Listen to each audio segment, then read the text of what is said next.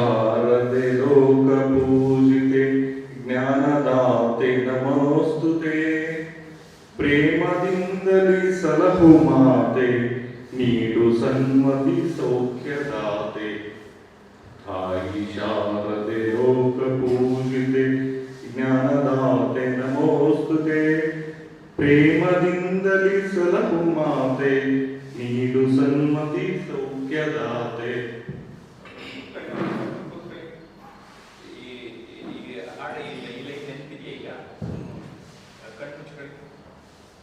Feel ಮಾಡಿಕೊಂಡು ನಿಮ್ಮ ಮುಂದೆ ಶಾರದೆ ದೇವಿ ಪ್ರತ್ಯಕ್ಷ ಆಗಿದ್ದಾರೆ ಅಂದ್ಕೊಂಡು ಕಣ್ಣು ಮುಚ್ಕೊಳ್ಳಿ. ಅದೇ ಸಾಲನ ಆಡಿ ಫುಲ್ ಫೀಲ್ ಇತ್ತು. ಪ್ರತ್ಯಕ್ಷ ಆಗೋಗಿದ್ದಾರೆ ದೇವರು, ನೀವು ಅವ್ರ ಮುಂದೆ ಹೇಳ್ತಾ ಇದ್ದೀರಿ, ಹೇಳಿ. ಟೆನ್ಷನ್ ಎಲ್ಲ ತಾಯಿ ಶಾರದೆ ಲೋಕಪೂಜಿತೆ. ಖುಷಿ, ಅದರೊಳಗಡೆ ನಿಮಗೆ ಆನಂದ ಅನುಭವಿಸ್ತಾ ಇಲ್ಲ. ನೀವು ದೇವರು ಪ್ರತ್ಯಕ್ಷ ಆಗ್ಬಿಟ್ಟಾರೆ. ಅದೇ ನೀವು ಫೋಟೋಲ್ ನೋಡ್ತಿರಲ್ಲ, ಸರಸ್ವತಿ ವೀಣೆ ಇಟ್ಕೊಂಡಿರ್ತಾರಲ್ಲ, ಅವರು ನಿಮ್ಮ ಎದುರುಗಡೆ ಬಂದ್ಬಿಟ್ಟಾರೆ ವೀಣೆ ಇಟ್ಕೊಂಡು. ಸೊ ನಿಮಗೆ ಆ ಭಾವನೆ ಕಣ್ಣು ಮುಚ್ಕೊಂಡಿದ್ದೀರಾ, ಈ ವಿಜುವಲೈಸ್ ಮಾಡ್ತಾ ಇದ್ದೀರಾ, ಆ ಭಾವ ಬರಬೇಕು ಒಳಗಡೆಯಿಂದ. ತಾಯಿ ಶಾರದೆ ಒಳಗಡೆಯಿಂದ ಬರಬೇಕು. ತಾಯಿ ಶಾರದೆ ಲೋಕಪೂಜಿತೆ ಜ್ಞಾನದಾಯಿ ನಮೋಸ್ತುತೆ. ಅದನ್ನೇ ಹೇಳ್ತಾರೆ, ಇನ್ನೊಂದು ಹೇಳ್ತಾರೆ. ತಾಯಿ ಶಾರದೆ ಲೋಕಪೂಜಿತೆ ಜ್ಞಾನದಾಯಿ ನಮೋಸ್ತುತೆ.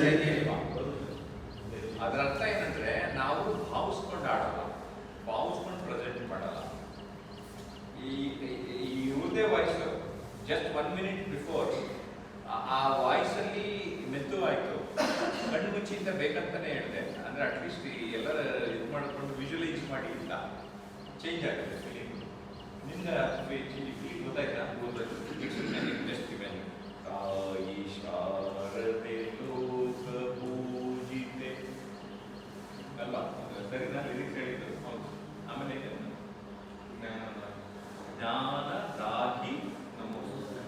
ಜ್ಞಾನದಾಹಿ ನಮೋಸ್ತುತೆ ಅಂದ್ರೆ ಒಳಗಡೆಯಿಂದ ಬರ್ಬೇಕು ನಮಗೆ. ಯಾವಾಗ ನಾನು ಇಮ್ಯಾಜಿನ್ ಮಾಡ್ಕೊಂಡಾಗ, ವಿಜುವಲೈಸ್ ಮಾಡಿದಾಗ ನನಗೆ ಆ ಫೀಲಿಂಗ್ಸ್ ಜಾಸ್ತಿ ಬರ್ತದೆ. ಅದಕ್ಕೆ ತಕ್ಕಂಗೆ ನನ್ನ ವಾಯ್ಸ್ ಒಳಗಡೆಯಿಂದ ಬರುತ್ತೆ. ಈಗ ನಾನು ನಿಮಗೆ ಅರ್ಥ ಮಾಡ್ಸೋಕ್ಕೆ ಇದು ಮಾಡ್ತಾ ಇದ್ದೀನಿ. ಫಸ್ಟು ಒಂದು ಸುಮ್ಮನೆ ಏನೋ ಹೇಳಬೇಕು ಅಂತ, ಆದರೆ ಒಂಚೂರು ಅದರೊಳಗಡೆ ಭಕ್ತಿ ಭಾವ ಸೇರಿಸಿದ್ವಿ, ಇದೇ ಚೇಂಜ್ ಆಗುತ್ತೆ. ಈ ಇನ್ನೊಂದ್ಸರಿ ಫಸ್ಟ್ ಲೈನ್ ಗೊತ್ತಲ್ಲ, ಅದು ಅದೇ ಲೈನ್ನ 3 ಸರಿ ಹೇಳಬೇಕು. ಫಸ್ಟ್ ಕಣ್ಣು ಮುಚ್ಕೊಳ್ಳಿ, ನಿಧಾನ ಸ್ಟಾರ್ಟ್. ನಿಧಾನಕ್ಕೆ ಫಸ್ಟ್ ಟೆನ್ಷನ್ ಬಿಡಿಸುವುದು, ನಿಧಾನಕ್ಕೆ ಉಸಿರು ತಗೊಳ್ಳಿ, ನಿಧಾನಕ್ಕೆ ಉಸಿರು ಬಿಡಿ, ನಿಧಾನಕ್ಕೆ ಉಸಿರು ತಗೊಳ್ಳಿ, ನಿಧಾನಕ್ಕೆ ಉಸಿರು ಬಿಡಿ. ಈಗ just imagine A goddess Saraswati. Okay. ತಾಯಿ ಶಾರದೆ ಲೋಕಪೂಜಿತೆ ಜ್ಞಾನದಾತೆ ನಮೋಸ್ತುತೆ.